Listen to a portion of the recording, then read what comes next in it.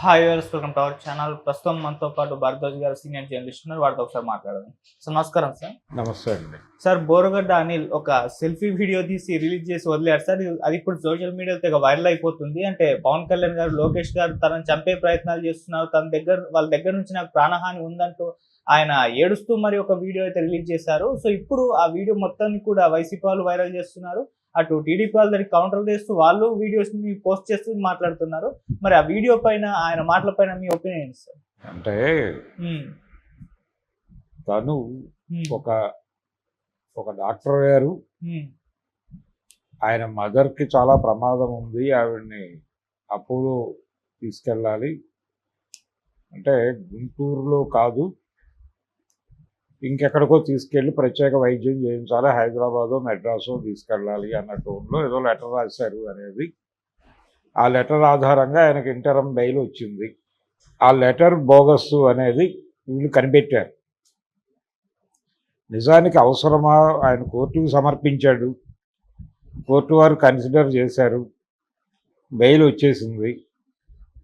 దాని మీద media interest చూపించి వెళ్ళి ఆ డాక్టర్ గారిని కలిసి, అయ్యా మీరే ఇచ్చారా ఇది అని అడిగి, వారు ఇవ్వలేదు అనే విషయం వీరే తెలుసుకుని రకరకాల ఛానల్స్లో దాన్ని ప్రదర్శించి, బలానా డాక్టర్ గారి దగ్గర నుంచి ఓ బోగస్ సర్టిఫికేట్ తీసుకొచ్చి వీరు బెయిల్ పొందారు అని మీడియా ఇంట్రెస్ట్తో బయటకు వచ్చినటువంటి వార్త. ఇప్పుడు ఈ వార్తల ఆధారంగా కోర్టు వారు అతని బెయిల్ క్యాన్సిల్ చేసి ఇమ్మీడియట్గా అరెస్ట్ చేసి జైల్లో వేయాలి అనేది ప్రోగ్రాం. అందుకని అతనికి ఎవరికి బెయిల్ వచ్చినా కానీ ఆ బెయిల్ తాలూకా బెయిల్ కోసం వీళ్ళు సబ్మిట్ చేసినటువంటి డాక్యుమెంట్స్ని మీడియా స్క్రూటినీ చేయటం అనేది ఇంతకుముందు లేదు, ఇప్పుడు మొదలైంది కొత్తగా. ఒకవేళ అతను ఫాల్స్ సర్టిఫికెటే పెట్టుండొచ్చు, కాదని నేను అన్ను, అది తప్పే. కానీ ఆ తప్పుని నిర్ధారించాల్సింది కోర్టు. కోర్టు వారు వెరిఫికేషన్కి పంపించి అది వాస్తవం కాదు అని తేలితే అప్పుడు బెయిల్ క్యాన్సిల్ చేయటం అనేది పద్ధతి. కానీ కోర్టు నుంచి కూడా వెళ్ళింది, ఆదేశం వెళ్ళింది. కానీ దానికంటే ముందే మీడియా దీని మీద అత్యుత్సాహం చూపించి, ఏది కూటమిని భుజానేసుకుని మోస్తున్నటువంటి మీడియా దీనిలో చాలా ఇంట్రెస్ట్గా వెళ్ళి పరిశూ చేసి దాని మీద కథనాలు వెలువరించి, ఈ కథనాల వెలుగులో కోర్టుని మేల్కొల్పి కోర్టు నుంచి ఆ రకమైన ఆదేశాలు వెళ్ళేలాగా ఆర్గనైజ్ చేసి ఇంత కష్టపడ్డారు. అంటే పోలీస్ స్టేషన్ నుంచి పోలీసులు ఇన్వాల్వ్ అయ్యారు ముందు. అంటే మీడియాలో కథనాలు రావటం మొదలయ్యాక ఇదే క్రమంలో పోలీసులు కోర్టు కంటే ముందే పోలీసు వారు వెళ్ళి ఆ డాక్టర్ గారిని అడిగారు. మీడియాలో కథనాలు వస్తున్నాయి, పోలీసు వారు వెళ్ళారు, పోలీసు వారు అదే నిర్ధారించుకుని బయటకు వచ్చారు.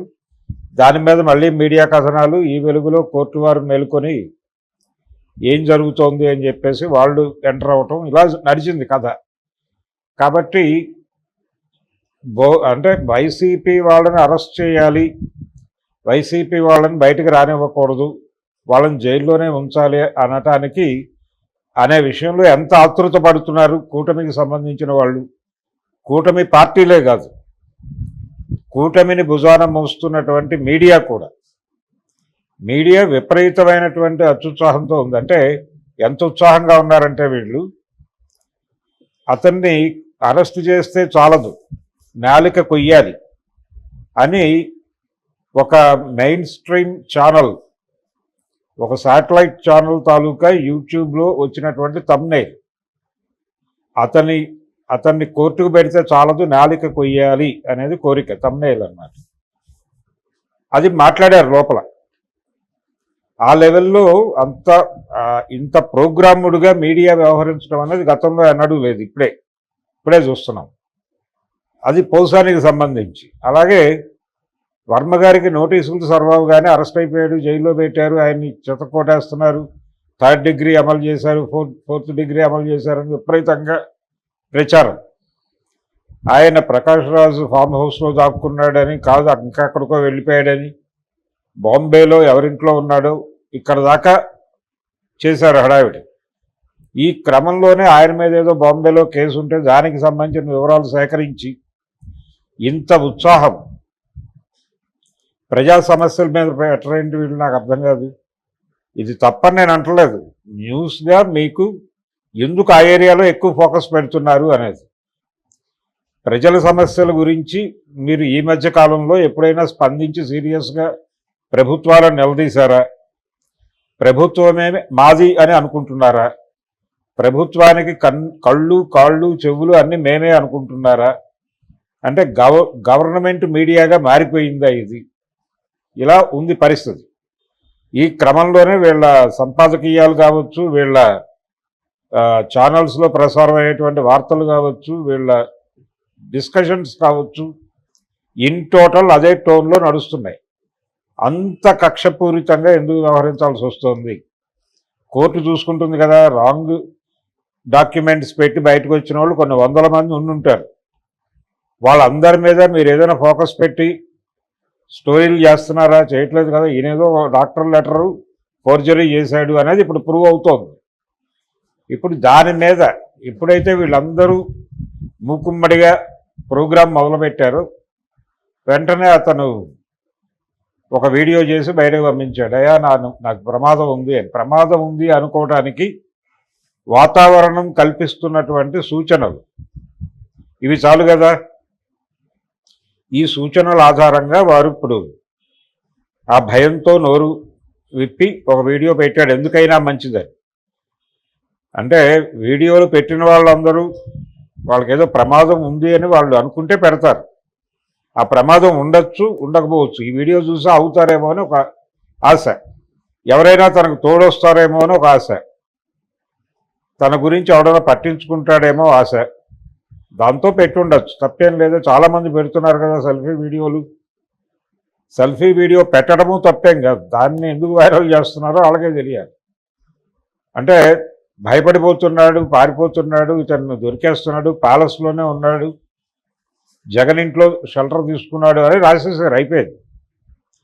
మరి అంత డీటెయిల్డ్గా మీకు జగన్ ఇంట్లో ఉన్నాడని తెలిసినప్పుడు లోపలికి వెళ్ళి అరెస్ట్ చేసి మొత్తం ఆ షెల్టర్ ఇచ్చిన వాళ్ళని, షెల్టర్ పొందిన వాళ్ళని అందరినీ తీసుకెళ్ళి లోపలేసేసి కేసులు పెట్టేయచ్చు కదా అంటున్నాయి.